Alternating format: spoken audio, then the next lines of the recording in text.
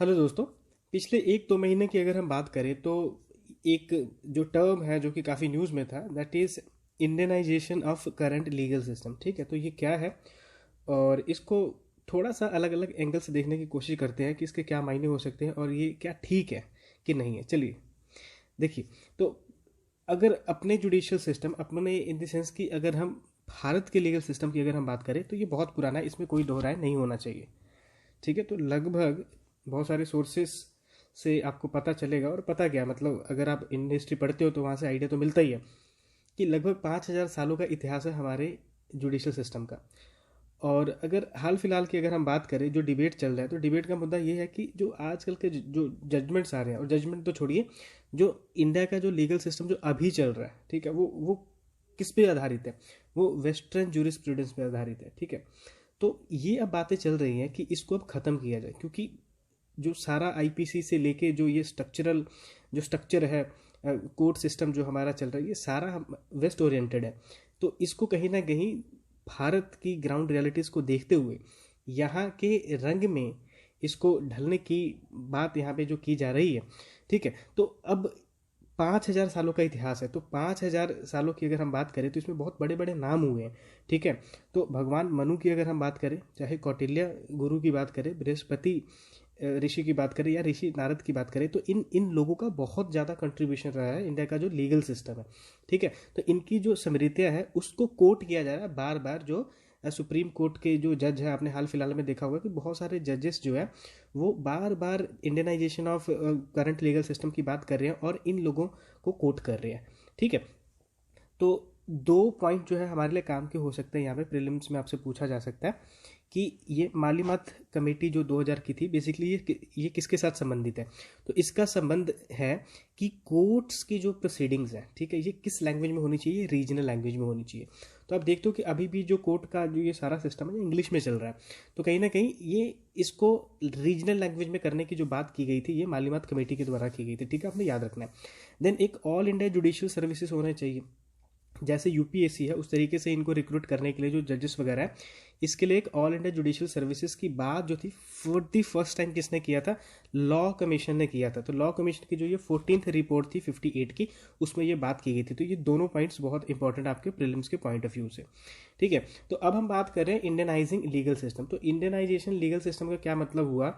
एक तो मतलब ये हुआ कि जो 5,000 साल का हमारा इतिहास था, ठीक है, इतिहास में जिस तरीके से हमें जो फैक्ट्स मिलते हैं कि हमारा जो लीगल सिस्टम किस तरीके से पहले काम करता था, उसको स्टडी किया जाए, और उसमें से जो अच्छे अच्छे पॉइंट्स हैं जो कि इस समय की परिस्थितियों को देखते हुए जिसमें वो ढल सकते हैं, उसको अडॉप्ट किया जाए। ठीक है, और जब आप इस टर्म को सर्च करोगे कि इंडियनाइजिंग लीगल सिस्टम क्या है, तो आप देखोगे कि अलग अलग जो जजेस हैं इंडिया के, ठीक है, वो अपने अपने पॉइंट्स रख रहे हैं। जैसे कि यहाँ पे ये सब जो पॉइंट्स हम देखेंगे, तो मेरे ख्याल से जो अभी इनकम्बेंट जो आपको चीफ जस्टिस ऑफ इंडिया देखने को मिलेंगे, वो लगभग सभी ये जो पॉइंट्स अभी देखेंगे उनके ही व्यू पॉइंट्स हैं। ठीक है, तो वो कहते हैं कि इंडियनाइजिंग लीगल सिस्टम हमने करना है। ठीक है, किस तरीके से करना है? उनका मतलब है कि इंडियनाइजिंग लीगल सिस्टम का मतलब है इसको लोकलाइज किया जाए। ठीक है, लोकलाइज किया जाए मतलब कि जो इंडिया का ट्रेडिशन रहा है उस पर बेस्ड इसको हमने करना है। अच्छा, तो इंडियनाइजिंग कैसे करेंगे? वो कहते हैं कि हम क्या करेंगे, हम सबसे पहले तो शॉर्टर जजमेंट्स की बात करेंगे। अब देखते होगे कि कोई एक जजमेंट आता है तो 100, 200, 250 पेजेस के जजमेंट आ जाते हैं। ठीक है, तो इसको थोड़ा सा कम किया जाए, जो जजमेंट्स हैं वो थोड़े छोटे होने चाहिए। देन लिटिगेट सेंट्रिक होना चाहिए। लिटिगेट सेंट्रिक का क्या मतलब हुआ? जो याचिका करता है उसको ये उसके लिए सहूलियत होना चाहिए। ठीक है, ईजी जो है प्रोसेस होना चाहिए।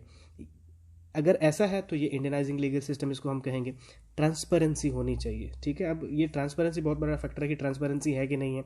अब ट्रांसपेरेंसी की ओर बहुत सारे जो स्टेप्स है वो लिए जा रहे हैं, जैसे कि अब ऑनलाइन जो स्ट्रीमिंग है उसकी बात की जा रही है, और कई सारे हाई कोर्ट्स जो है स्टेट्स के, उन्होंने ये स्टेप रिसेंट पास्ट में लिया भी है।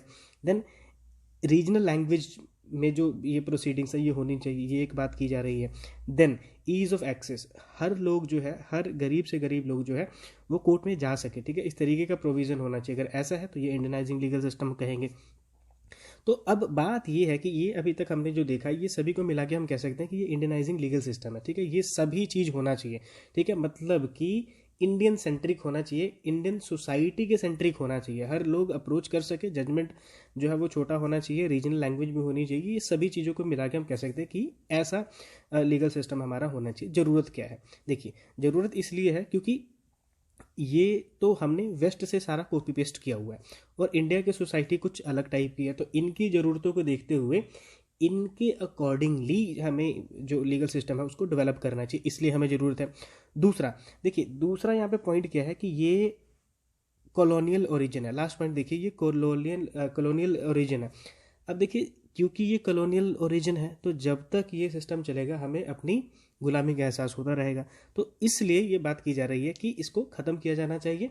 जो जो अच्छे पॉइंट्स हैं इसमें से लीजिए, हमारा जो सिस्टम था उसमें से कुछ कुछ अच्छे पॉइंट्स लीजिए और फिर से एक नए तरीके का, नया सिस्टमेटिक तरीके से, स्ट्रक्चर तरीके से हमारा एक जुडिशियल सिस्टम जो है उसको हमें बनाना चाहिए। ठीक है, चलिए, तो लास्ट में अब इसको क्रिटिसाइज भी किया जा रहा है। तो जैसे ही कुछ लोग बात कर रहे हैं कि इंडियनाइजेशन किया जाना चाहिए जुडिशियल सिस्टम का, तो ऑन दी सेम टाइम आप देखोगे कि एक ग्रुप ऐसा भी है जो कि इसको क्रिटिसाइज कर रहा है।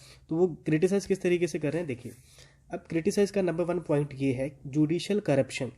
जुडिशियल करप्शन को लेकर बृहस्पति स्मृति की अगर बात करें तो बृहस्पति स्मृति में कहा जा रहा है कि अगर कोई करप्ट जज है, ठीक है, अगर कोई करप्ट जज है या फिर कोई फॉल्स विटनेस है, अगर कोई गलत गवाह है, ठीक है, तो ये दोनों क्राइम्स हैं। ये कैसे हैं? ये वैसे ही क्राइम है अगर कोई किसी ब्राह्मण का कत्ल करता है, ठीक है।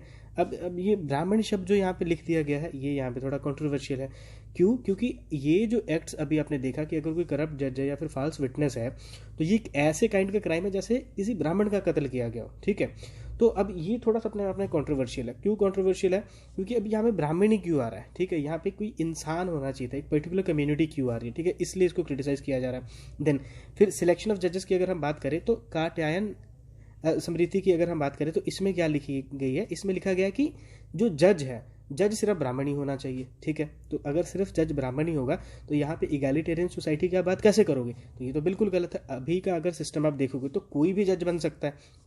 देन इसको क्रिटिसाइज इस तरीके से भी किया जा रहा है कि कौटिल्य की जो अर्थशास्त्र है, तो अर्थशास्त्र में ये बात लिखी गई है कि अगर वर्किंग आवर्स की अगर हम बात करें तो उस वक्त कोई ऑफिशियल, ठीक है, अगर किसी वुमेन एम्प्लॉई से पर्सनल लेवल पे बात करता है, ठीक है, तो उसको सजा दी जाएगी, ठीक है। तो यहाँ पे फ्रीडम ऑफ एक्सप्रेशन वगैरह, ठीक है, राइट टू लाइफ वाला कंसेप्ट जो है यहाँ पे थोड़ा सा आप देख रहे होगे कि कहीं ना कहीं कॉम्प्रोमाइज़ हो रहा है, तो इसलिए इसको क्रिटिसाइज किया जा रहा है। देन हमारी कॉन्स्टिट्यूएंट असेंबली ने भी तो इसको ये अडप्ट किया है, ठीक है। वेस्टर्न जो जूरिस्प्रूडेंस है उसको हमारी कॉन्स्टिट्यूएंट असेंबली ने ही डिबेट्स कर करके इसको जो है अडॉप्ट किया था। तो कहीं ना कहीं हम जो कॉन्स्टिट्यूएंट असेंबली के जो डिबेट्स है, कॉन्स्टिट्यूएंट मेकर्स जो है, कहीं ना कहीं हम उनकी भी मौकरी कर रहे हैं, ठीक है। तो इस तरीके से इसको क्रिटिसाइज भी किया जा रहा है।